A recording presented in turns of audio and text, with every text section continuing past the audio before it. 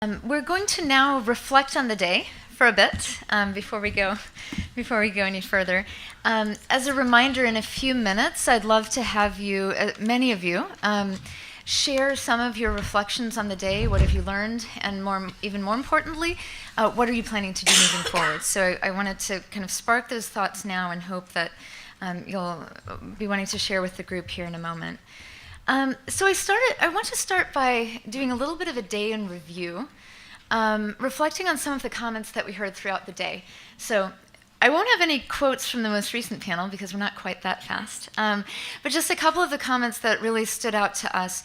One was, I really have a new and profound appreciation for research and evaluation, and now I'm really going to be a champion for my R&E team, from Yolanda. Yes.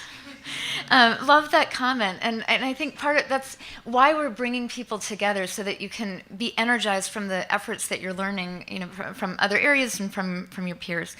Another one, this study, the body-worn camera study we heard about, opened the door to us using this methodology in almost everything we do now. If we're going to spend money on something, we're going to look at it to see if it will be well spent or not, from Commander Ennis, which I thought was really insightful. And he gets two here.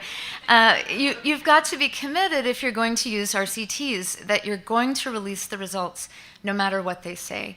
And one of the things I've actually been most inspired by with the work in DC is that you did release the results very publicly with a lot of effort with that amazing website. And it would have been very easy to say, well, we've decided to keep this program no matter what. There were null results. I mean, they weren't negative, so let's just kind of move along and publicize the next results from a different study. And I think that just speaks volumes to kind of the credibility of the work, and it's incredibly important. Another one from this morning when Linda Gibbs spoke, when you do this, you have to know that some things aren't going to work, and you've got to acknowledge it and embrace it as part of the learning. We've actually had organizations and others approach us and say, JPAL, I need you to help me show that my program works because, we're going to scale it up, et cetera. And then we have to start with a conversation that says, we can't do that, right? We can't promise you that our evaluation is going to show that it works. If we already knew the answer, there would be no point to doing the evaluation, right? We want to test things where we don't know the answer. And that takes a lot of courage, and it's challenging.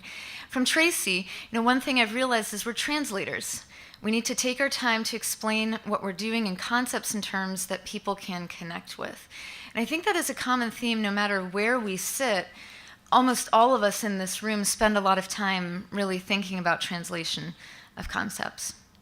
And from Janie, land on something you can do relatively quickly that demonstrates you care about the data owner's priorities. Right? And from Supervisor Smidian, we've got to be rigorous if we want to prove we really care about the people we say we care about. And I thought that was a really insightful comment this morning too. And I think it gets back to how we think about this work too, is that we're not doing this because we care about the data as an end in itself, right? We're not doing this because we care about the experiments. We care about the data because we care about people. Right? It's a means to an end, a very important means, we think, but it's not the end goal, it's a means to an end. So those are some of the things that really stood out to us.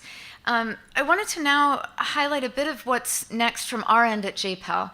So we've mentioned this a couple of times. We have our newest round of the State and Local Innovation Initiative closing soon. We also have a couple sector-based initiatives that I wanted to flag that might be relevant for at least a subset of the room.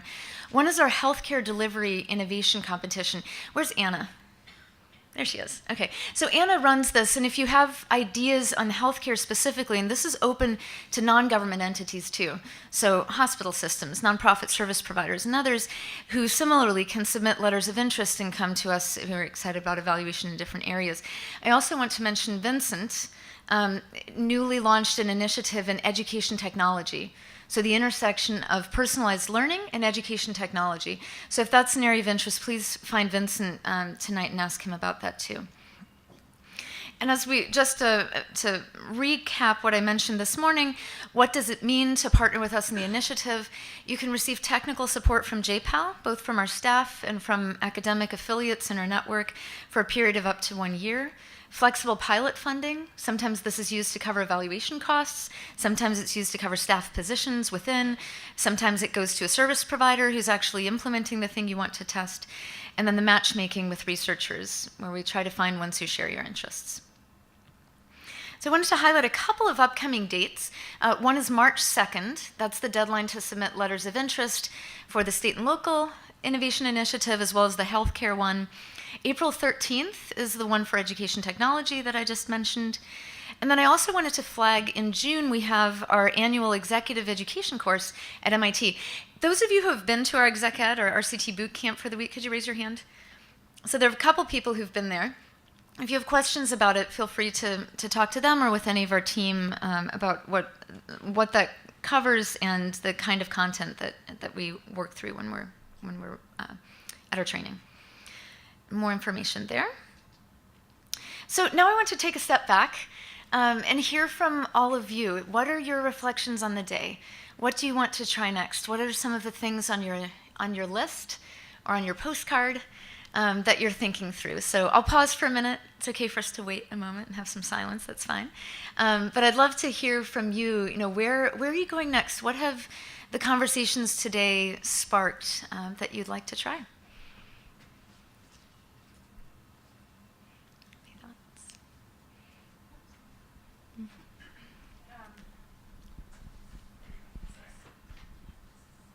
So Anjali again from Philadelphia. We were really inspired by what the lab at DC did with Formapalooza last year. And so we want to create an event, something around redesigning forms with residents. And I think that's something that we haven't kind of went there yet with inviting residents in to help us co-design a change. And so that's something that we want to plan for this May. That's great. Could you do a 30-second description of what Formapalooza was? Yeah, so I hope I do this justice, but the lab at DC worked with city agencies to choose, city or state, to choose 5 forms that they wanted to improve in some way and redesign, and they held a Saturday event where they brought residents in and helped create some new prototypes for those forms, and within a few months had them online for use, which is pretty neat. So that's great. Thank you.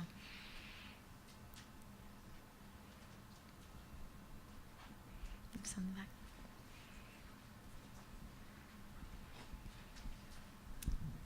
I think it was Matt Trujillo who had the thing that's probably going to stick with me the most, which was RCTs and all of this stuff is not about judgment, it's about improvement, which I think is a much better framing for just about everything. And so in my job, I try and help departments at the state try to do better disclosure.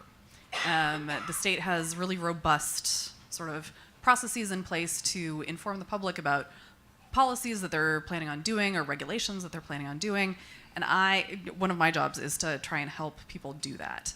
And so I think probably my next job is to try and find researchers who are also going to comment on this sort of thing, because that's where researchers could actually have a huge impact on policy by picking the times in which they say, hey, we have evidence about this, and maybe you, the policymakers, or you, the program staff, don't know about this, but you could change your regulations in a certain way, and you would have a better outcome. So I think that's my next job. That's great. That's very helpful.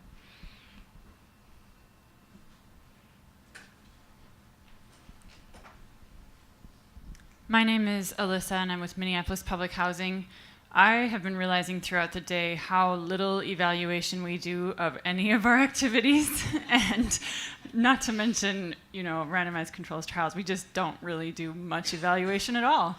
And one particular thing that I thought about today that is coming up in our city, we are going to have a big policy change in May because our city council passed a non-discrimination ordinance. So now landlords can't just upfront refuse to take Section 8 vouchers, where they could before just have a policy that we don't take Section 8. Starting in May, they won't be able to do that, but we don't have any plan for how to evaluate the impact of that policy change, and I just realized we really should evaluate that. So if anyone has suggestions, I'm open. Thank you.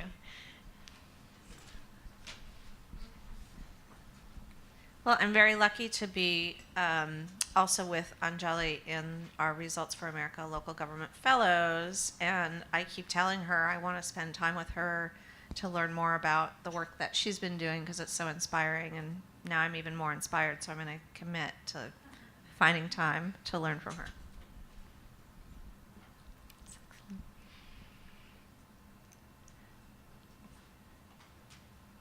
Anyone else? I'm going to follow the Tracy's example that she said that she's going to jointly apply for the funding. So I'm going to use this opportunity to also say that we are going to apply for the phase 2 of the JPEL funding to implement randomized RCT evaluation for the Youth and Family Homeless Prevention Initiative. So in the next couple months. So just wanted to share that. That's great.